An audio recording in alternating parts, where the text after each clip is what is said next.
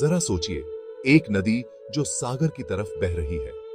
ये एक छोटी सी धारा से शुरू होती है और जैसे जैसे ये आगे बढ़ती है, इसकी ताकत और गति बढ़ती जाती है। रास्ते में इसे कई रुकावटों का सामना करना पड़ता है।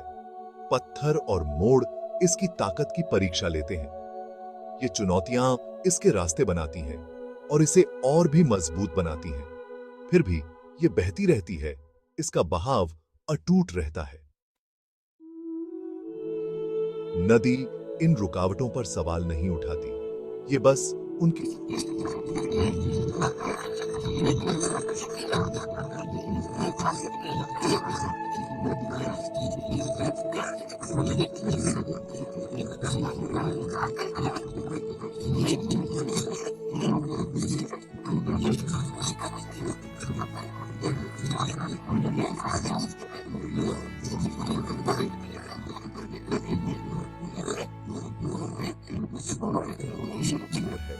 हमारे लक्ष्य भले ही दूर लगें, लेकिन वो हासिल करने लायक हैं।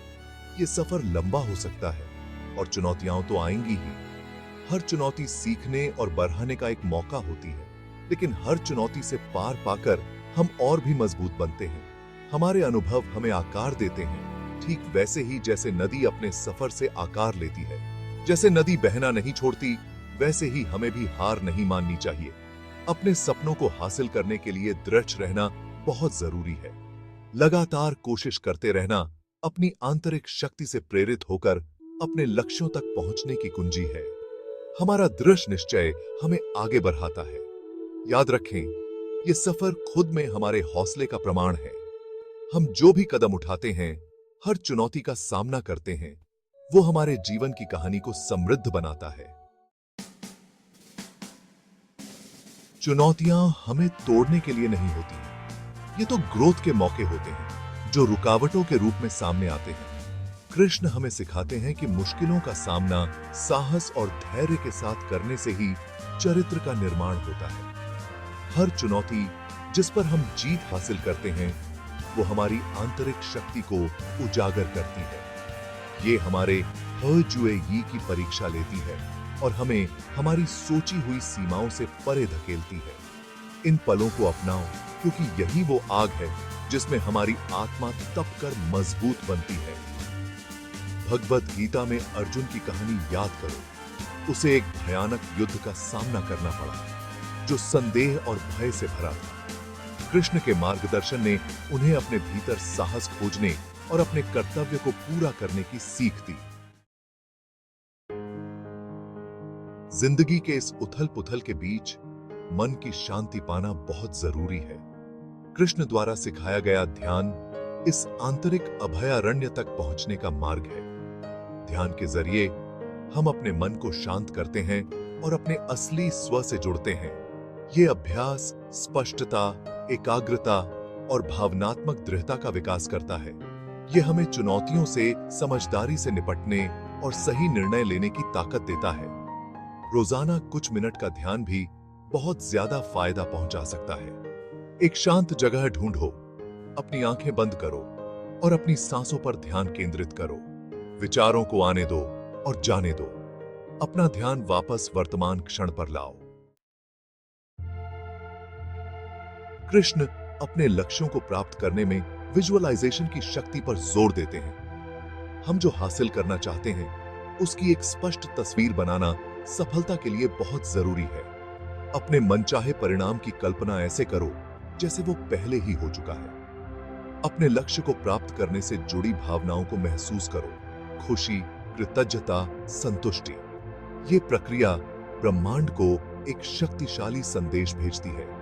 एक विजन बोर्ड आपकी आकांक्षाओं की एक ठोस याद दिलाने का काम कर सकता है। इसे ऐसी तस्वीरों, उद्धरणों और एफर्मेशन से भर दो जो आपको प्रेरित करते हैं। इसे ऐसी जगह रखो जहां आप इसे रोज देख सको। ये आपके सपनों के प्रति आपकी प्रतिबद्धता को और मजबूत करेगा। भाग 5, the ripple effect, kindness as a catalyst for success. अक्सर कहा जाता है कि दयालुता का एक छोटा सा कार्य भी एक लहर प्रभाव पैदा कर सकता है। जो हमारी सोच से कहीं ज्यादा लोगों के जीवन को छू सकता है। कृष्ण की शिक्षाएं सभी प्राणियों की जुड़ाव पर जोर देती हैं। इस इंटरकनेक्टेडनेस का मतलब है कि हमारे कार्य, चाहे वो कितने भी छोटे क्यों ना हो, दूसरों पर गहरा प्रभाव डाल सकते हैं। जब हम दूसरों की मदद करते हैं,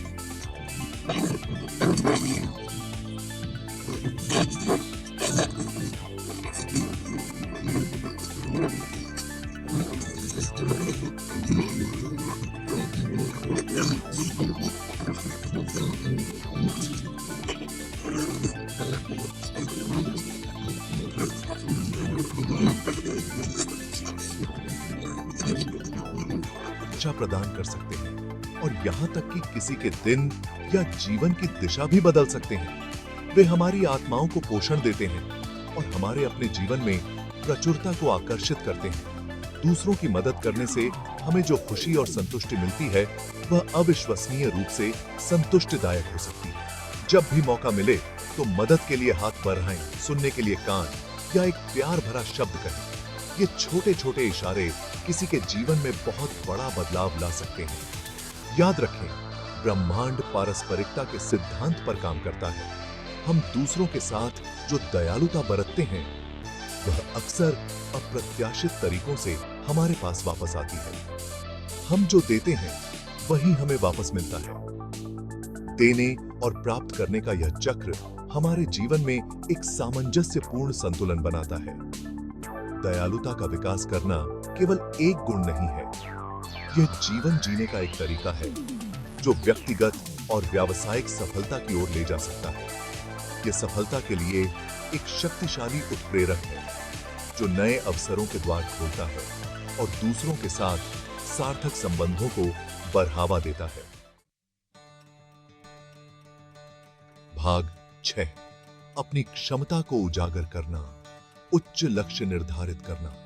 हम सभी के अंदर असीम क्षमता है। कृष्ण हमें ग्रोथ के लिए लगातार प्रयास करते रहने और उच्च लक्ष्य निर्धारित करने के लिए प्रोत्साहित करते हैं। आत्मसंतुष्टि प्रगति की दुश्मन है। नियमित रूप से अपनी प्रगति का आकलन करें और उन क्षेत्रों की पहचान करें जहां आप खुद को और आगे बढ़ा सकते हैं। नई चुनौतियों को अपनाएं, ग्रोथ के अवसरों की तलाश करें और कभी भी सीखना बंद न करें। आत्म सुधार की यात्रा जारी है। हर मुकाम जो हम पहुंचते हैं, वह तलाशने के लिए नए क्षितिज खोलता है। अपनी क्षमता पर विश्वास रखें कि आप जिस भी चीज को अपना मन बना लेते हैं, उसे हासिल कर सकते हैं। भाग 7, द यूनिवर्स कंस्पायर्स, आस्था और दृढ़ संकल्प। खुद पर और आगे की यात्रा पर अटूट विश्वास रखें। ब्रह्मांड उन लोगों का साथ देता है जो सफल होने के लिए दृढ़ और जो अटूट विश्वास के साथ अपने लक्ष्यों को प्राप्त करते हैं। जब असफलताओं का सामना करना पड़े तो याद रखें कि वे अस्थायी हैं। अपने जीवन के समय पर भरोसा रखें और जान लें कि जो कुछ भी होता है एक कारण से होता है। अपना ध्यान बनाए रखें, अपने अनुभवों से सीखें और आगे बढ़ते रहें। कृष्ण हमें याद दिलाते हैं कि हम अपने प्रयासों में अकेले नहीं हैं। ईश्वरीय मार्गदर्शन और समर्थन हमेशा उन लोगों के लिए उपलब्ध है जो इसे चाहते हैं। भाग 8, एक पवित्र यात्रा। प्यार से रास्ते को अपनाएं। जीवन एक पवित्र यात्रा है जो चुनौतियों और जीत दोनों से भरी है। हम जो भी कदम उठाते हैं, हर उस बाधा को पार करते हैं और हर उस जीत का जश्न मनाते हैं। ये सब हमारे अनुभव की समृद्धि में योगदान करते हैं। रास्ते के हर कदम को प्यार, कृतज्ञता और उद्देश्य की भावना के साथ अपनाएं। उन छोटे छोटे पलों को संजोएं, शांत चिंतन को और उन साधारण खुशियों को जो जीवन को सार्थक बनाती हैं। अपने लक्ष्यों को सेवा के कार्यों के रूप में देखें, न कि केवल व्यक्तिगत उपलब्धियों के रूप में। जब हम दूसरों की सेवा करते हैं तो हमें गहरी संतुष्टि और जुड़ाव की अधिक भावना मिलती है। अपने कार्यों को प्यार, करुणा और दुनिया पर सकारात्मक प्रभाव डालने की इच्छा से निर्देशित होने दें। हर दयालुता का भाव, चाहे वह कितना भी छोटा क्यों न हो, बदलाव की लहरें पैदा कर सकता है। याद रखें, सफलता का असली पैमाना मंजिल में नहीं बल्कि यात्रा में ही होता है। यह वे अनुभव हैं जो हम इकट्ठा करते हैं, जो सबक हम सीखते हैं और वह विकास जो हम रास्ते में प्राप्त करते हैं। हर दिन को इरादे से जिएं, वर्तमान क्षण को अपनाएं और अपने अद्वितीय मार्ग के सामने आने पर भरोसा रखें। यह जानकर शांति पाएं कि हर पल आपकी पवित्र यात्रा का एक हिस्सा है।